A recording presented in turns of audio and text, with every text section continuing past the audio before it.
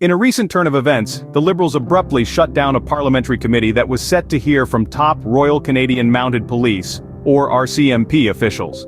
The committee was looking into why the RCMP decided to not pursue a criminal investigation into Prime Minister Justin Trudeau's actions in the SNC-Lavalin affair.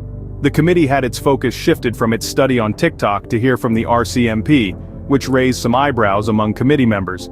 But what was supposed to be a briefing session from the RCMP about their decision to close the investigation after 4 years turned out to be a short-lived affair. The meeting was adjourned after less than 5 minutes, with Liberal, Bloc Québécois, and NDP MPs voting to adjourn, and Conservative MPs voting against. Now let's back up a bit. The RCMP had been investigating whether Trudeau breached any criminal laws by pressuring former Justice Minister Jody Wilson-Raybould to let SNC-Lavalin benefit from a deferred prosecution agreement. The RCMP's decision to shut down the investigation was based on public claims made by those involved in the affair. They interviewed just 3 people over 4 years. The RCMP did not apply for a search warrant to access confidential documents and communications, citing insufficient evidence to believe a criminal offense had been committed.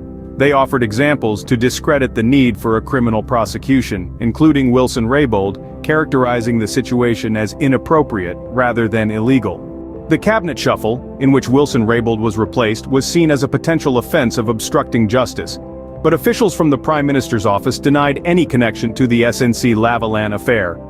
The assessment report on the investigation was submitted to Wilson-Raybould in January of 2023 and reviewed for conclusion in May.